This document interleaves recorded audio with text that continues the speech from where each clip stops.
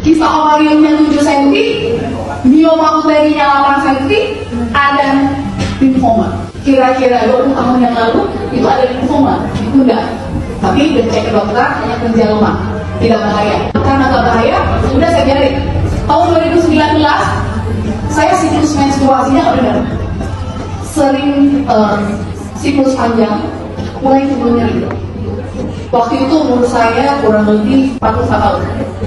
Jadi saya pikir, mungkin udah mau menopause dan lain sebagainya. Tapi lama-lama nggak bisa ditoleransi. Sakitnya tuh sakit banget. Suami saya udah sibuk ke dokter. Jadi saya ngumpulin keberanian untuk pergi ke dokter. Karena saya udah gak tahan. Tiap mau mens, saya harus minum pereda nyeri. Kalau nggak minum pereda nyeri, nggak bisa ngajar, nggak bisa tidur, nggak bisa ngapain. Baru bisa hilang kalau saya minum 2 kali 500 mg pereda nyeri. Lama-lama takut. Takutnya apa? Oh, ginjal saya rusak gimana? Saya coba Oxybarasi dengan 5 saset untuk besi. Perasaan saya tuh jauh lebih enak. Keluar yang namanya flag, tapi tidak ada rasa sakit. Tapi jadi pemikiran baru lagi, harganya mahal banget ya. Berhenti saya minumlah yang namanya ramuan dari keladi tikus dicampur sama daun sirsak.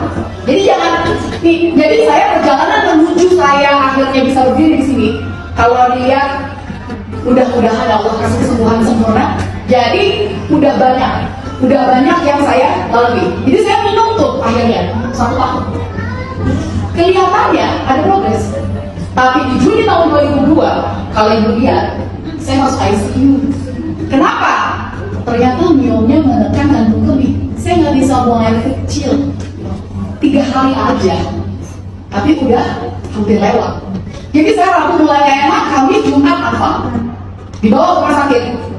Saya masih bisa ngomong. Begitu dicek, denyut saya cuma 40. Tensi saya cuma 67/40. Kalium saya 2. Kreatinin saya naik, ureum saya naik, HB saya 8,2. Glukosis saya kalau nggak salah 45.000.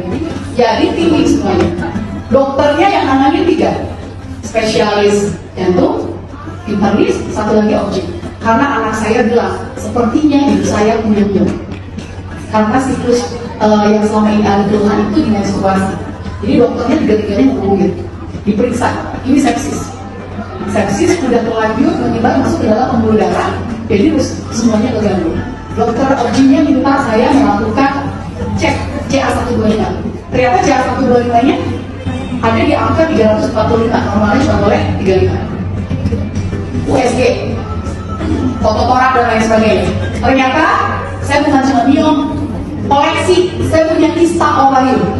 Kista ovariumnya 7 cm, mioma uterinya 8 cm, ada limfoma.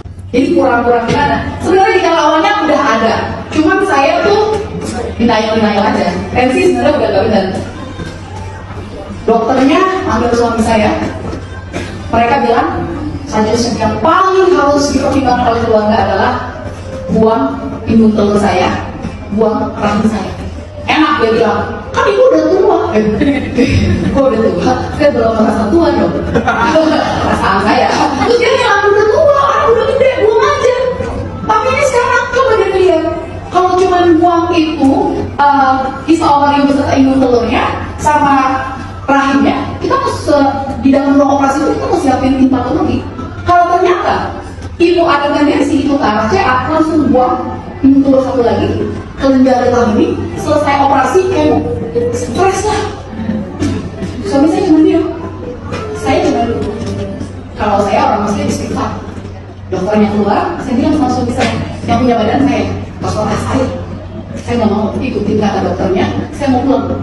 Jadi dibujukin lah supaya saya boleh pulang, tapi dengan baik-baik. Saya bilang nanti saya CT scan kontrasnya setelah saya pulang dulu ya dok. Saya istirahat dulu giling-giling ya dok. Jadi udah pulang saya pulang, saya langsung ke Jakarta. Sampai Jakarta, nah kebetulan upline saya itu ibunya terapi subatusu itu untuk patah tulang. Saya tergugah, itu jalan Allah ya, menyentuh hati, membolak-balik hati. Saya bilang sama suami saya, ikhtiar saya terakhir.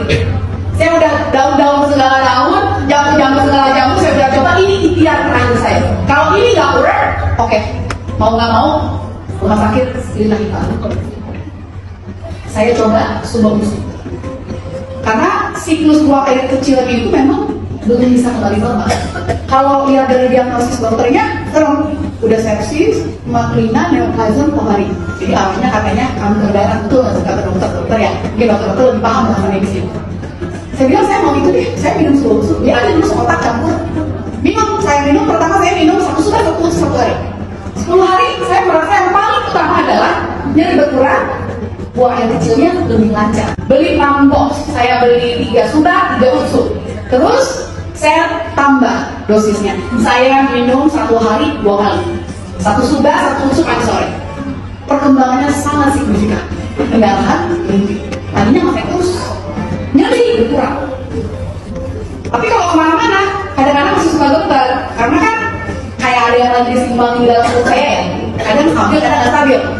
Tapi saya yakin sudah ada perkembangan yang saya merasa bahwa saya lebih sehat.